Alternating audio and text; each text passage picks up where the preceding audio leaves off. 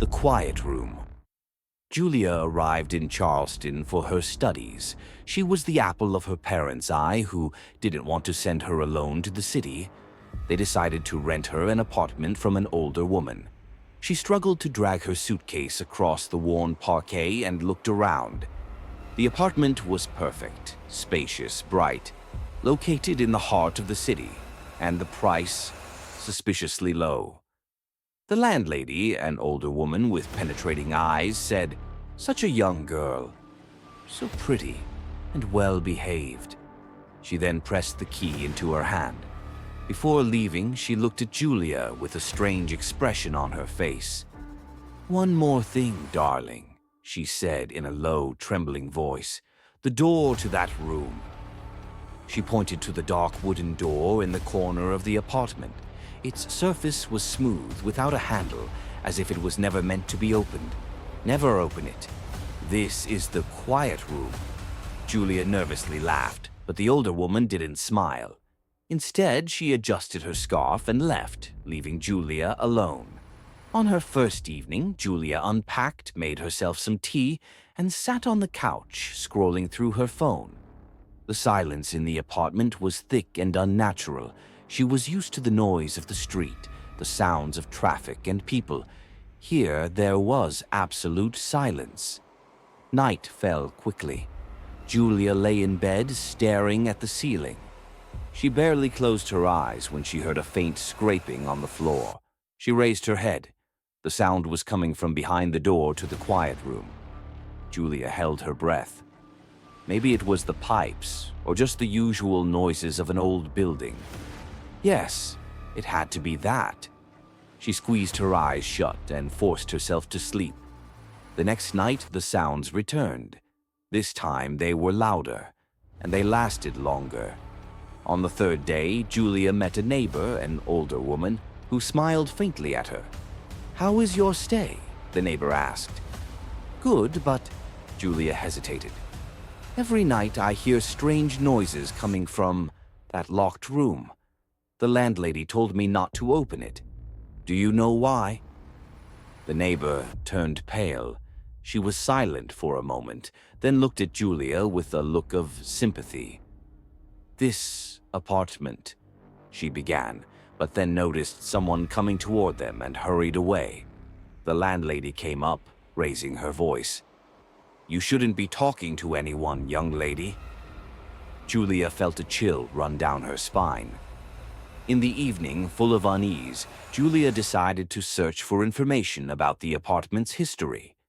She found a few old documents with strange notes about previous tenants. One of them mentioned the name of a young man who had disappeared without a trace. It seemed to be the beginning of a series of unexplained events in the building.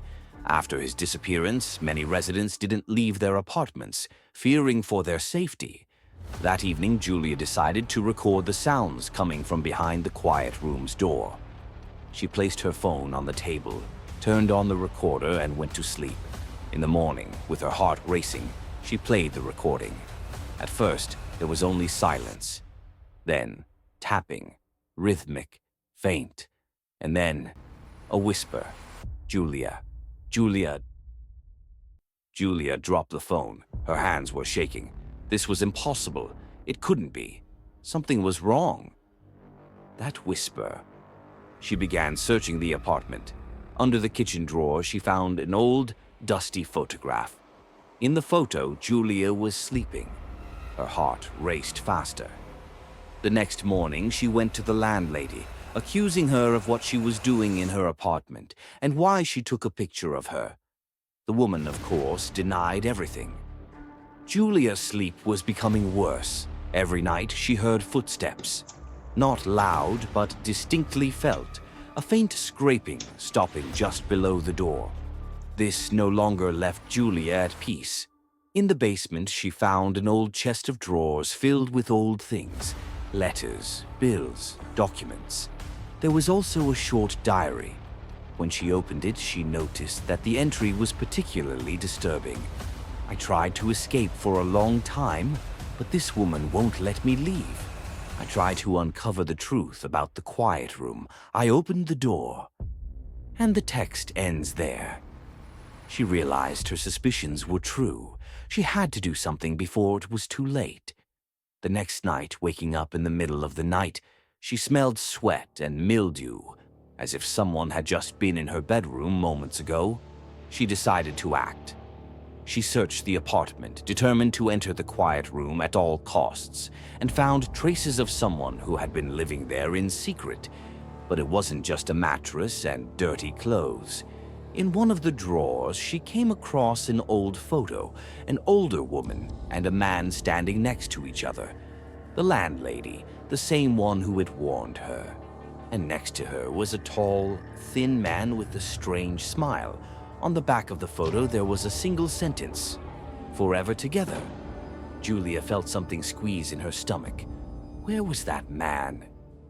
The next day, she visited the neighbor, the same one who had fled without finishing her answer to Julia's question. The neighbor turned pale. "She didn't tell you, did she?" she whispered. "Her husband disappeared years ago. No one's seen him. But some girls, the ones who lived here before you, said someone was watching them." Julia's heart began to beat faster. She returned to the apartment and decided to search the quiet room more thoroughly. She knocked on the walls, looking for hollow spaces. Then she noticed a ventilation grate. It was unscrewed.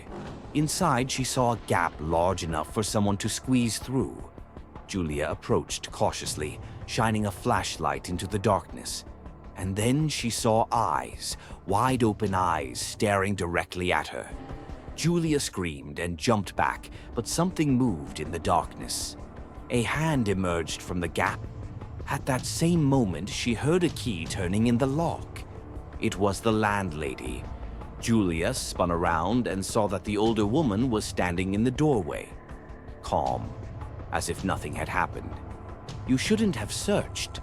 From behind her, the man emerged, tall, thin, with the same strange smile as in the photo. Julia felt her legs give way. She hadn't been hallucinating. She wasn't alone in the apartment. He had been here all along. "You see, darling," the older woman said, stepping closer, "my husband can't handle the world, but this apartment, this is his home, and you've been so kind letting him live here with you." Julia tried to escape, but the man closed the door. The last thing she hears is the voice of the landlady. "Don't worry, dear, you're perfect for him." Silence. The quiet room is locked again, and Julia becomes its part.